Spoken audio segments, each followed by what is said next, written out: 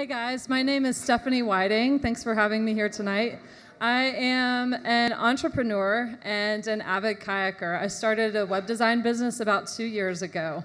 So I want to talk to you about an issue that I think is destroying, or that is problematic for both of those fields. So whitewater and kayaking, I'm going to be bouncing back and forth. First, I should clarify that I am not this kind of kayaker. In fact, the thought of going off a 100-foot waterfall scares the crap out of me. So I'm pretty much just an average kayaker if you were to rank me on a scale of all the whitewater people in the world. I also told you that I'm an entrepreneur, but my business doesn't have an exponential growth curve. It's a lot more linear and it's a lot slower. I don't have venture capitalists and investors banging down my door every day. So as an entrepreneur, I'm also kind of average. But this word average is one that gets a bad rap a lot of times, especially in the entrepreneur community. No one says, hey, go be average today.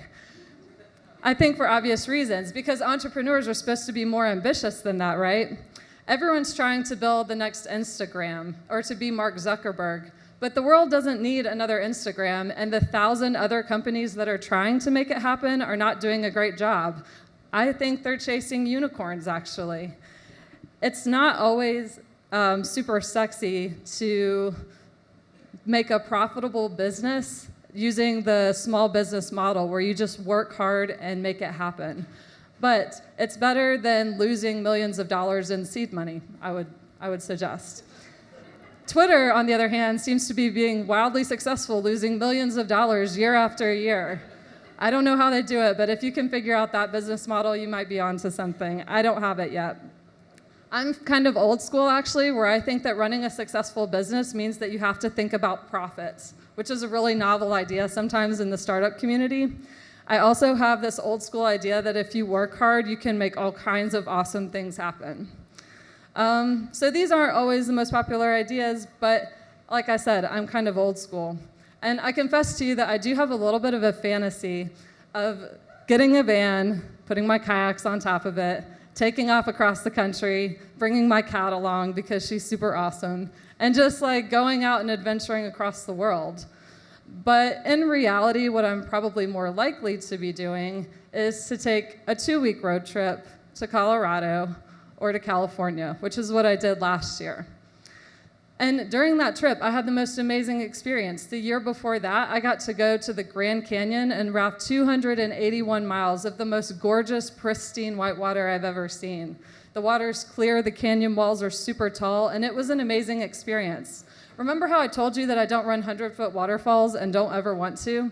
I did get to run this 18-foot waterfall, and it was freaking awesome. It was an amazing experience just by itself.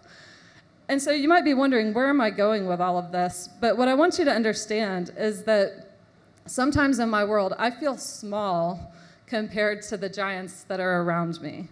And maybe you felt that way too before. But even though you might be small, I don't think that's any reason to think of yourself as less.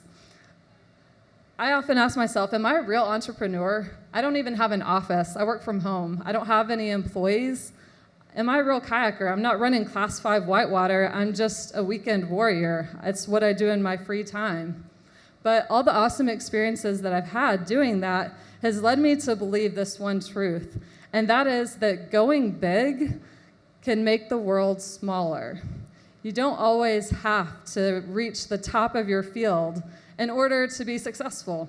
And I think there's this misconception that everyone should try to push the limits and go extreme and be the best at anything you can do.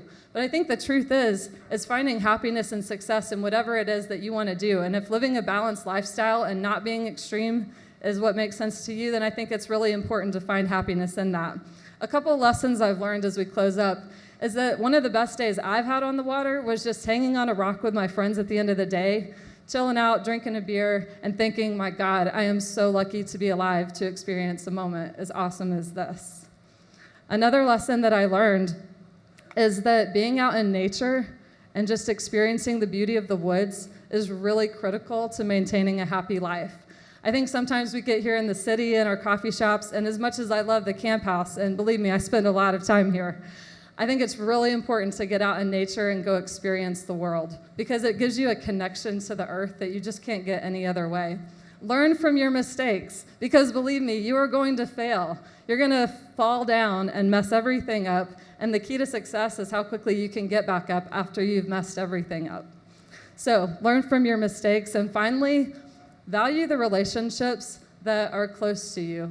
Make deep and intimate connections with the people around you because you never know when those connections might not be there anymore and when the people that you might take for granted just won't be around. None of us are guaranteed any extra time. None of us are guaranteed tomorrow. So really take advantage of the people that are in your life.